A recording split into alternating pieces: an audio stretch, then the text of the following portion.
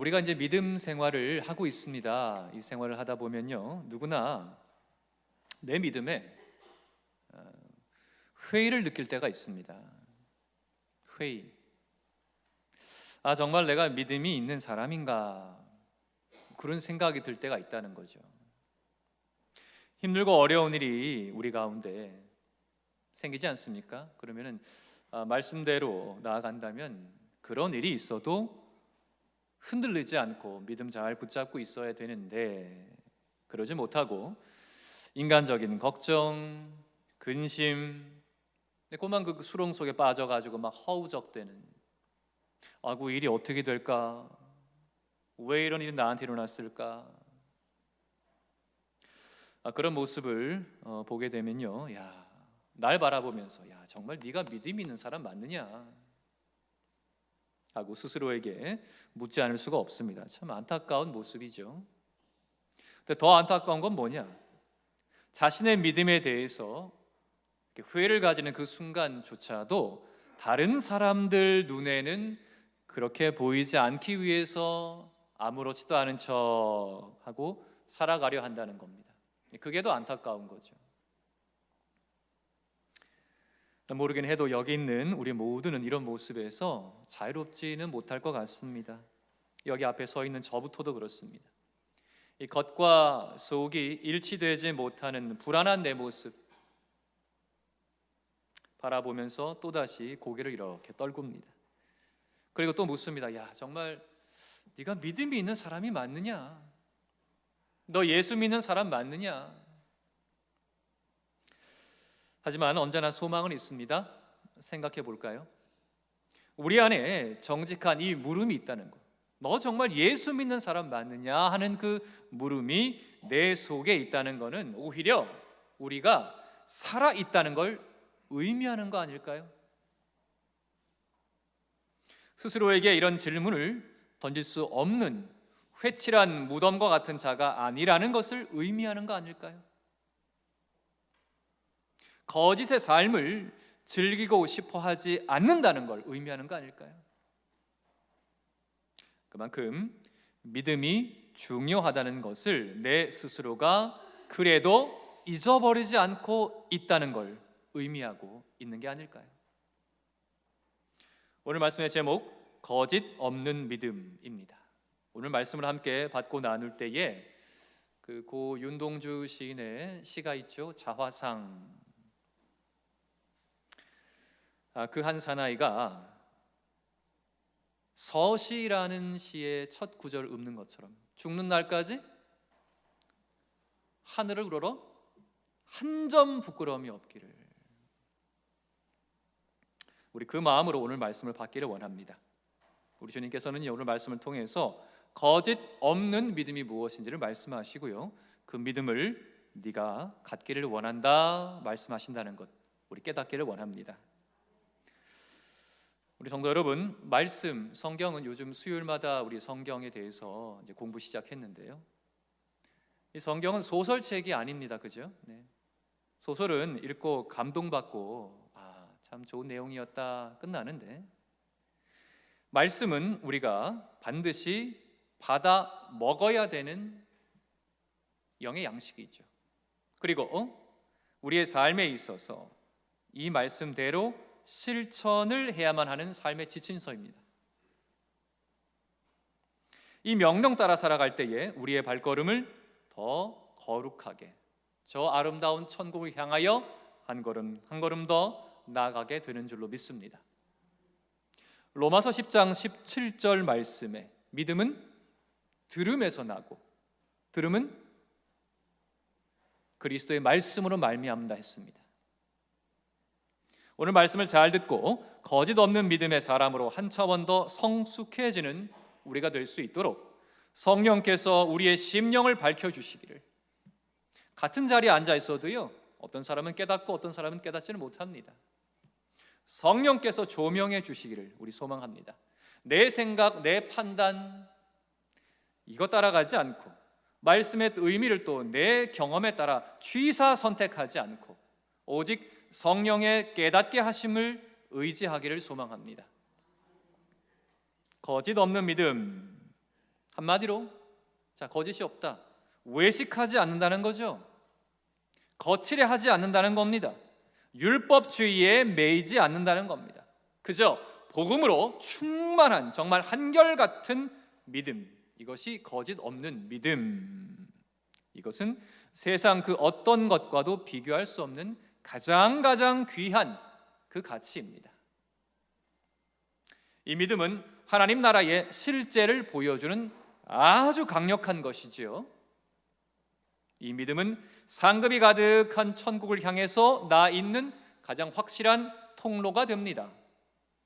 바로 오늘 주님께서는 이 거짓 없는 믿음, 이것을 사도 바울의 모습과 디모데의 모습을 통해서 우리에게 보여주시고요, 이 모습을 우리에게 담기를 원하십니다.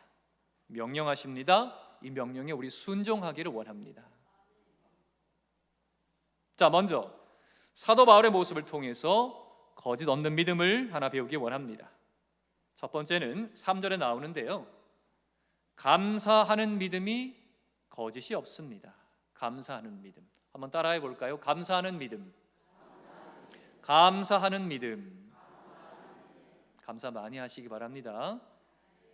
자, 사도 바울이 보여주는 거짓 없는 믿음의 첫 번째 모습, 감사였습니다. 근데 감사가요, 좀 특별합니다.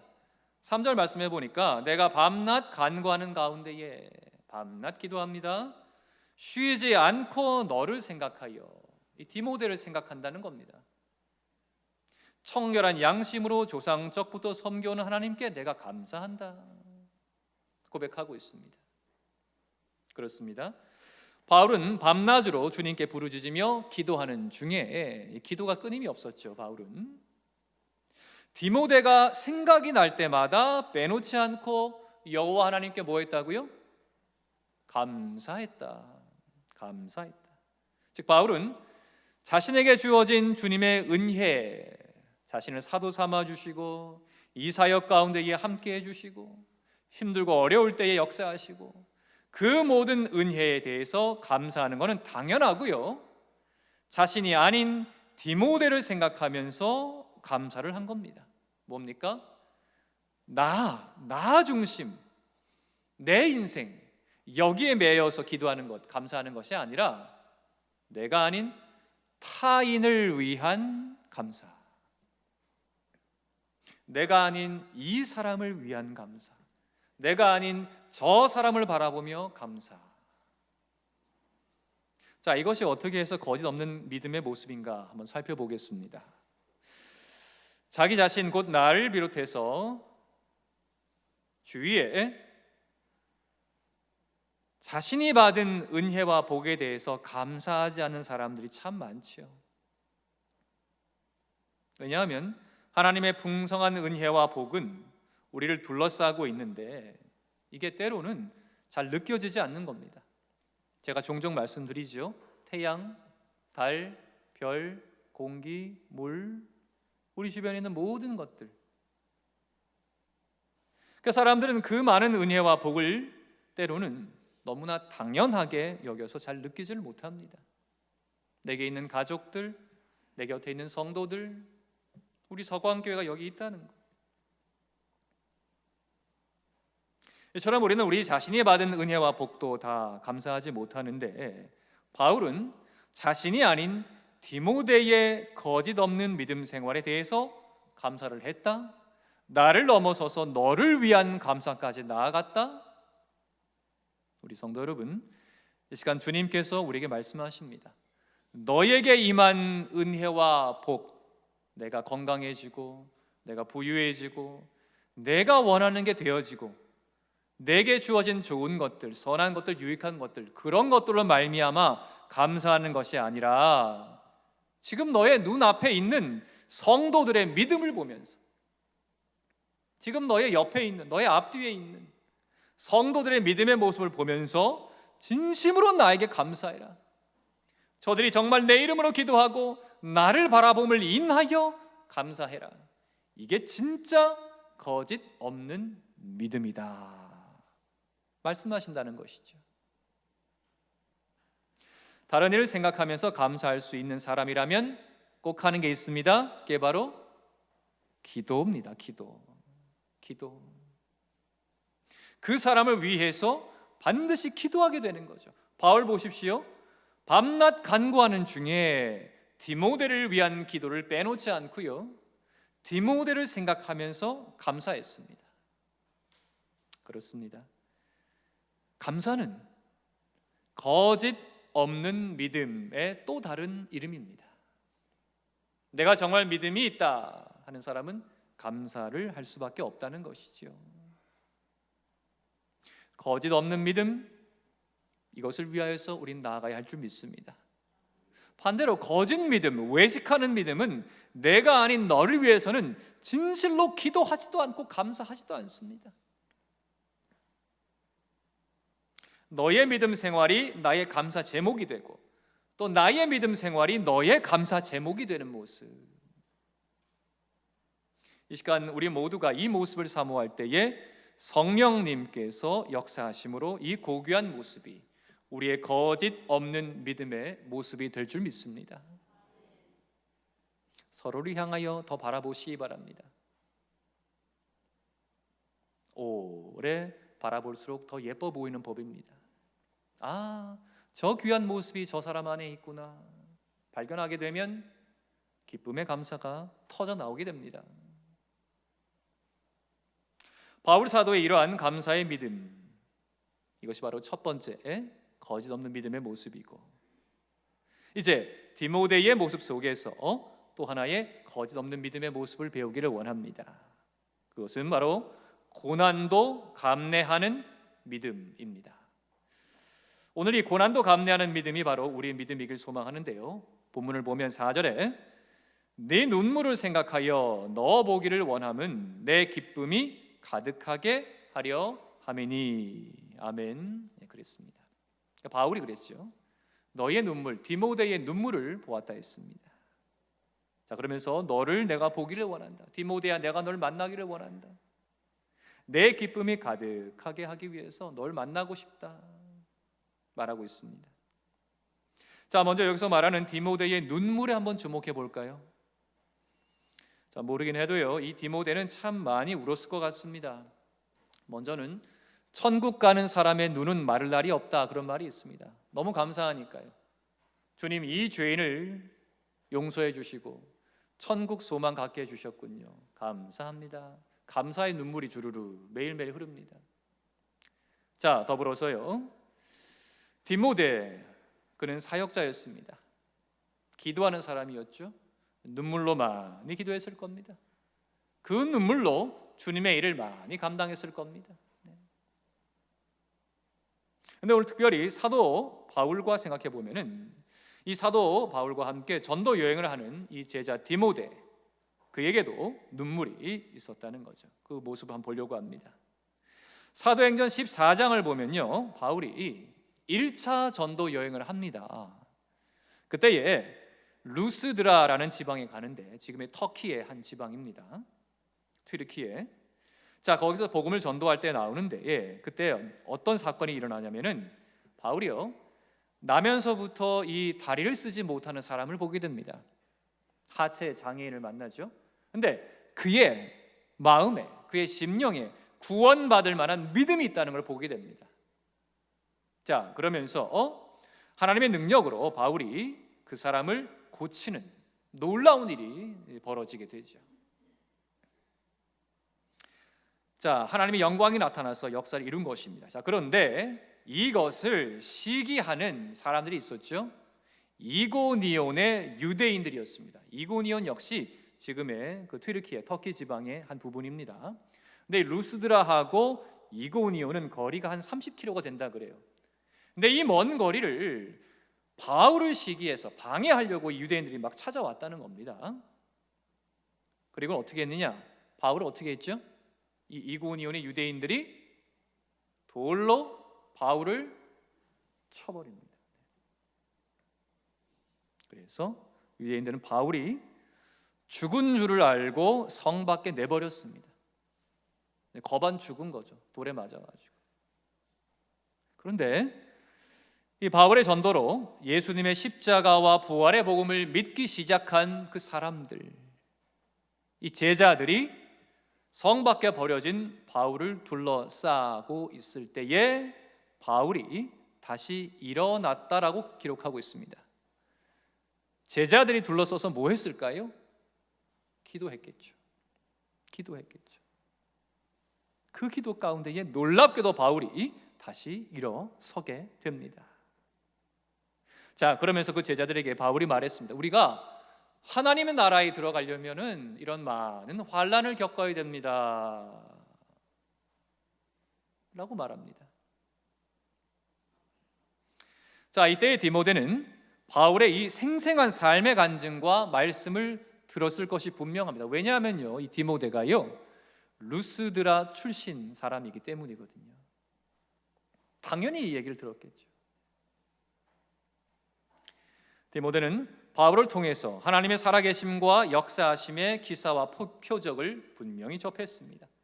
더불어서 하나님의 나라를 위해서 일한다는 게 얼마나 심한 환난, 고난을 수반하는 일인지도 분명히 보았습니다. 즉 디모데는 하나님의 영광과 함께 바울의 고난을 분명히 알고 있었기 때문에 믿음의 길에는 영광만 있는 게 아니라 고난도 있다. 때로는 그 고난이 내 목숨까지도 위협할 수 있다. 이걸 마음에 품고 제자가 된 사람이었습니다. 예수 믿는다는 것, 교회 나온다는 것, 뭐 다 잘 되기만 바라고 형통하기만 바라고 그렇게 교회 나온 게 아니라 예수 믿는다는 건 이제 복음에 합당한 고난도 내가 받겠습니다 하는 마음으로 나오는 것이구나 하고 나왔다는 것이죠. 지금으로 말하면 사도행전 16장을 보면요, 이제 제2차 전도 여행 때 디모데는 마침내 바울을 따라서요 나섭니다. 성경 기록에는 없지만 아마 이때 디모데는요 어머니와 외할머니를 남겨두고 떠나야 했으니 이 마음에 얼마나 눈물이 흘렀을까요? 오늘 본문 가운데에 바울이 네 눈물이라고 기록한 부분이 그 사도행전 20장에 보면요, 이 사도 바울이 에베소 교회의 사람들과 이별할 때가 나옵니다. 이제 나는 목숨을 내놓고 이제 나갑니다 하며 이별할 때가 나옵니다. 그때 흘린 디모데의 눈물이 바로 이 눈물이거든요. 사실은 이걸 말하는 겁니다. 헤어질 때 흘렸던 눈물. 근데 사역의 길에 디모데가 들어섰을 때에 그의 눈물도 이 속에 포함되어 있지 않을까 싶습니다. 이 눈물은 사랑하는 식구와 헤어지는 이별의 눈물, 동시에 고난, 그리고 더 나아가서 순교까지도 다짐하는 결단의 눈물이었을 겁니다. 바로 이 눈물이야말로 믿음의 결정체가 되는 것이죠. 이 디모데 후서를 쓸 때에 바울 곁에는요, 바울이 디모데 후서 쓸 때에는요, 바울 옆에 누가 있었느냐? 바울 편이 돼준 사람이요, 이 디모데 말고 딱 한 사람 있었습니다. 누군지 아십니까? 누가였습니다. 누가복음 기록한 누가, 같이 전도 여행했던, 사도행전 같이 썼던, 다 떠나고 같이 신앙생활하던 사람들 중에 세상으로 돌아간 사람들, 믿음 버린 사람들 다 떠나고 누가만 내 옆에 있다. 디모데야, 내가 널 정말 다시 보기를 원한다.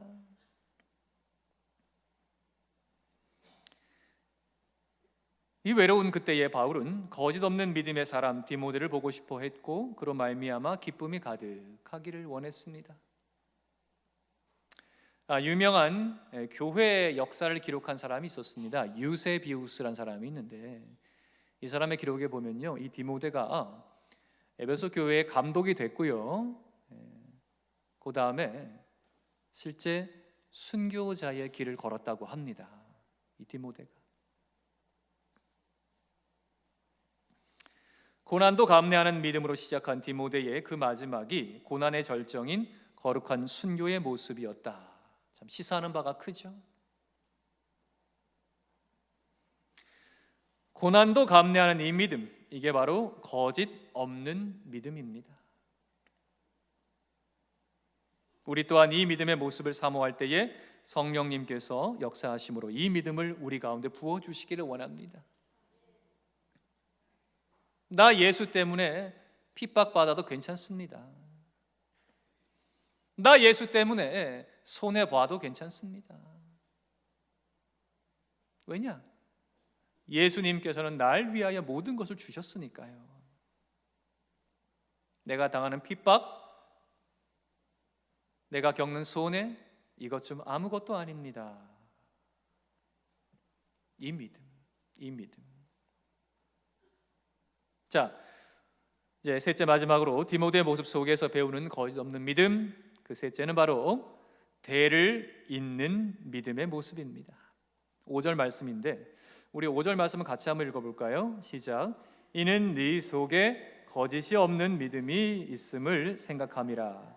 이 믿음은 먼저 네 외조모 로이스와 네 어머니 유니게 속에 있더니 네 속에도 있는 줄을 확신하노라. 아멘. 디모데 안에 무엇이 있다고요? 거짓이 없는 믿음이 있다. 오늘 말씀의 제목이 여기서 나왔습니다. 너 안에 이 믿음이 있다. 거짓 없는 믿음이 있구나. 우리의 믿음을 그 누구보다 가장 정확하게, 하나님 다음으로 가장 정확하게 아는 사람들 누굴까요? 가족입니다. 가족. 남편이 아내의 믿음을, 아내가 남편의 믿음을 그 누구보다 더 잘 알지 않겠습니까?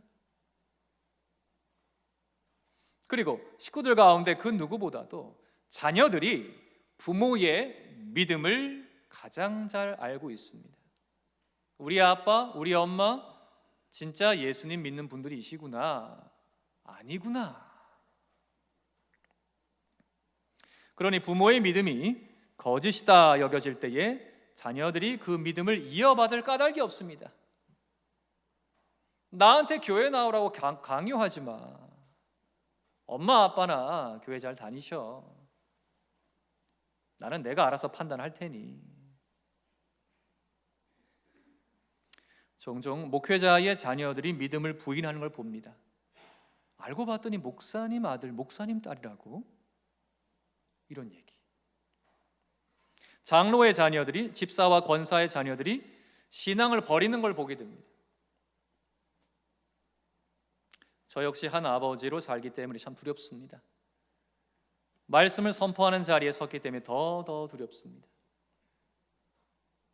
교회에서는 거룩한 믿음의 사람처럼 행동하다가 가정에서는 실망만 안겨주는 그런 사람이 되지 않기 위해서 늘 두려운 마음으로 기도합니다. 저도.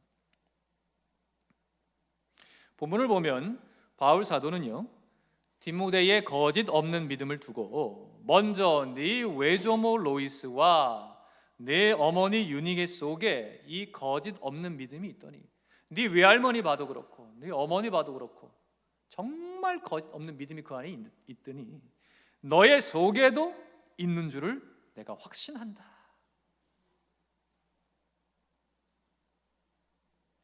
했습니다. 이것은 외할머니에게서 어머니에게로, 또 어머니에게서 디모데로 믿음의 맥이 끊어지지 않고 계속 이어진다는 말이잖아요. 이렇게 대를 잇는 신앙이야말로 참 복된 신앙입니다. 아브라함을 믿음의 조상이라 해서 그를 복되다 합니다. 그 까닭이 무엇이냐? 믿음의 대를 계속적으로 이어가서 마침내 아브라함의 쭉 혈통 가운데에 또한 놀라운 일이 믿음으로 이어지고 마침내 영적으로 다윗의 혈통을 통하여서 그리스도 메시아 예수께서 오신 줄 믿습니다. 믿음이 계속 이어지는 것이죠. 그러므로 대를 잇는 믿음이 거짓이 없는 믿음입니다. 우리 서광의 모든 가정들, 모든 가문이 이와 같기를 축복합니다. 정말 중요한 거잖아요, 그죠? 내가 목사고, 내가 장로고, 내가 권사고, 내가 집사하면 뭐합니까? 내 자녀가 하나님 부인하면 이 말짱 헛거잖아요, 그죠? 내 손주들이 하나님 부인하면 말짱 헛거잖아요. 말씀을 정리하겠습니다. 거짓 없는 믿음, 그 영롱하고 찬란한 빛을 내뿜는 보석 같은 믿음. 첫째는요, 내가 아닌 너의 믿음을 보며 감사하는 믿음입니다. 그러니까 다른 사람을 향하여 눈을 돌려 관심을 갖고 그를 귀하게 보는 마음으로 감사할 수 있어야 되는 것이죠. 자꾸 나 중심, 내 안에만 머물러 하지 말고. 둘째는 영광을 바라보면서 기꺼이 고난도 감내하겠다는 순교적인 믿음입니다. 이게 진짜 믿음이죠. 이것도 주시고 저것도 주시고 자꾸 내 주머니에만 채우려고 하는 내 중심의 믿음이 아니라, 내 것을 달라 하시면 내가 드리겠습니다. 내 목숨까지도 내놓겠습니다. 핍박, 환난, 시험, 고통, 고난 감내하겠습니다. 이 믿음. 마지막으로 부모와 자녀 간에 대를 이어가는 이 믿음. 우리 아버지 보니까, 우리 어머니 보니까 하나님은 진짜구나. 나는 아직은 잘 모르겠지만은 그래도 우리 아버지 어머니를 보니까 언젠가 하나님께서 나도 만나 주시겠지. 그렇게 대를 이어가는 믿음. 성령님의 역사하심 가운데 바울 사도와 디모데를 본받아서 형제 자매를 생각하는 감사의 믿음, 그리고 고난과 순교의 믿음, 그리고 대를 잇는 이 믿음, 이 믿음으로 살아서 우리 주님의 큰 기쁨이 되고 이 세상 가운데에 천국 소망을 보여주고 마지막 날에 귀한 그 상급을 받아 누리는 우리 서광이 되기를 정말 원합니다. 거짓 없는 믿음으로 나아갈 때에 가장 기쁜 주의 귀한 공동체, 우리 서광교회 될 줄로 믿습니다. 축복합니다.